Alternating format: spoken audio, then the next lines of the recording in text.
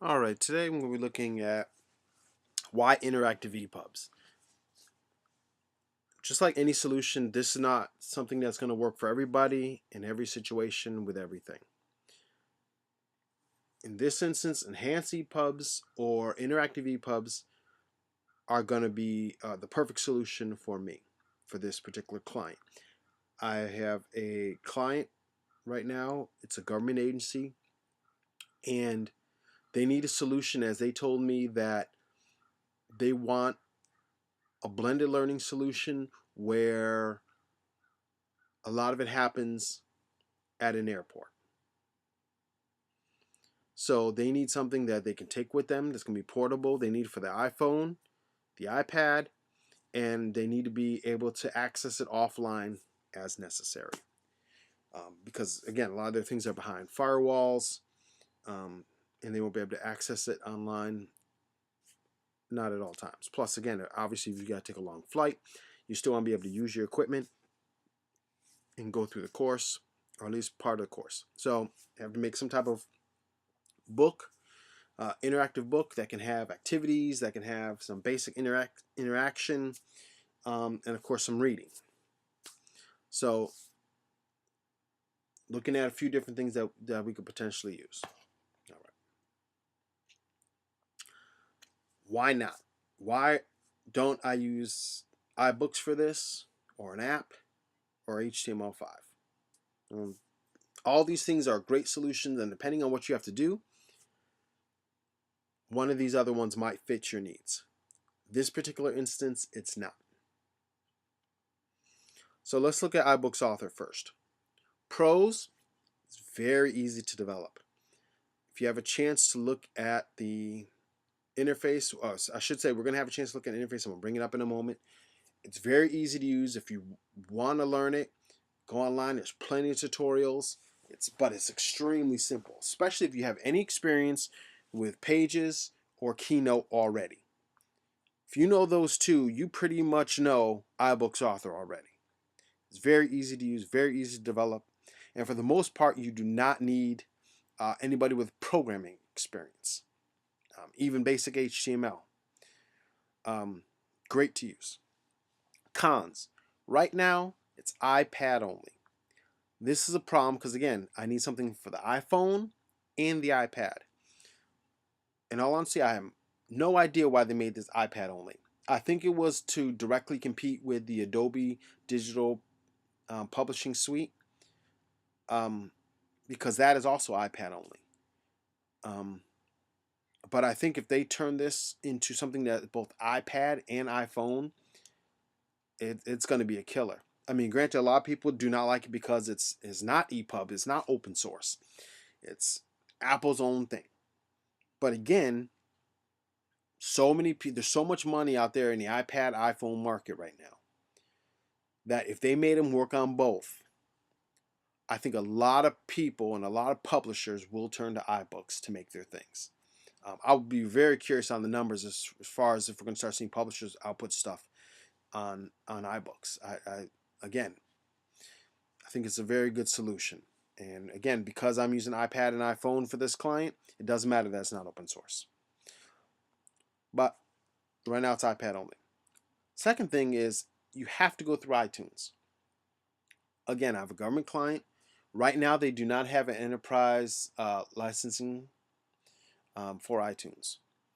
Now, they may in the near future. I don't know. Right now they don't.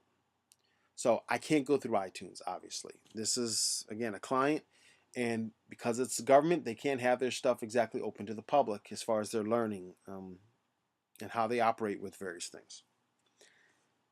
Now, there will be times where, even with iBooks, you will need a developer.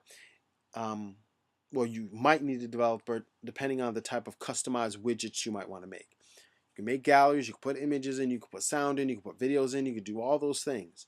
But if you want to add extra interactivity, actually some of the interactivities, again, we'll look at, you can do directly in iBooks without needing any type of developer. If you want beyond those ones that are there, you need a developer to make these things for you. Again, not necessarily a problem, because again, most of what it does, I don't think you will need most of you will need a developer for it anyways. The other one, apps. Obviously, you can use an app. Apps are great because they're iPhone, they're iPad compatible. If you make it that way, obviously. Very flexible. Again, you could add all manner of things that almost anything you can imagine in an app you could put in there. So it's extremely flexible in that regards. Con, again, you got to go through iTunes and Enterprise Solution, and you definitely will need a developer. Well, I shouldn't say definitely. Most of what you do will need a developer. Obviously, you can use something like PhoneGap. You can wrap it with HTML, CSS, and JavaScript.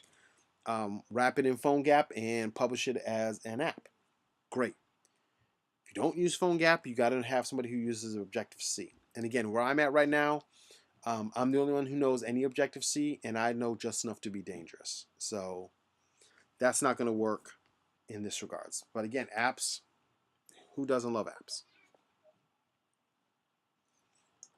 Last, HTML. HTML obviously is a good solution if it didn't have to be accessible offline. The pros is it's iPhone, iPad compatible, very flexible, universal for web people. If you know web like many of us do, you can use some, again, HTML, CSS3, JavaScript, and there's plenty of frameworks out there, and you can make some very nice stuff. Personally, for this client in the past, I made a responsive design site using Zurb Foundation. So operated very much like an iBooks or iBook author output, in that when you held it one way, it displayed one way, and then when you turned it to the other direction, you turned it to landscape, it would reformat to fit there. It was iPhone, iPad compatible because it was responsive design techniques. Very nice. And again, for the one in the past I worked on, it was great because again, it was behind a firewall, people could access it. And again, you don't have to worry about you can use it on tablets, smartphones, desktop, it didn't matter. Again, as I mentioned before, the problem is got to be online. I know there's some things you could do offline with HTML5, and I got to admit, I don't know as much about that part of it as I should. But the other con on here that I did not list was easy to take on and take off of devices. If I was going to put an HTML solution and it was going to be offline where people could download it, for instance, maybe have to put it behind, in folder that would have multiple folders inside of it. That wouldn't be very good as far as onloading and offloading things very quickly, especially for non-technical people. And you definitely don't want to have to be responsible for loading up people's devices with these materials. So then, why EPUBs? Interactive EPUBs or enhanced EPUBs, iPhone, iPad, again, very flexible.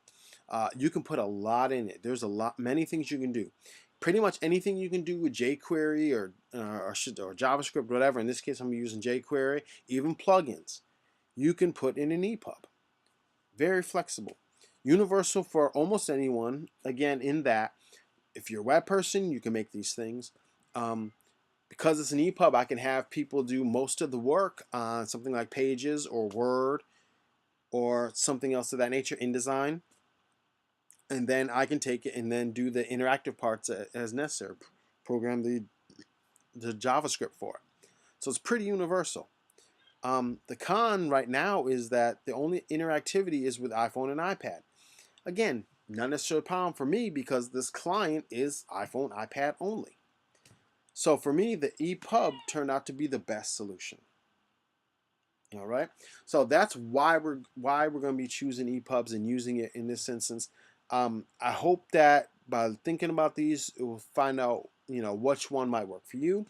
In the next video, we're going to look at using some of the tools to generate EPUBs. We're going to look at Pages, InDesign, and Sigil. And of course, there's many more EPUB generators that you can get out there. But those are the three we're going to be looking at next time. If you have any questions, drop me a line. I'll be happy to hear from you and see you next time.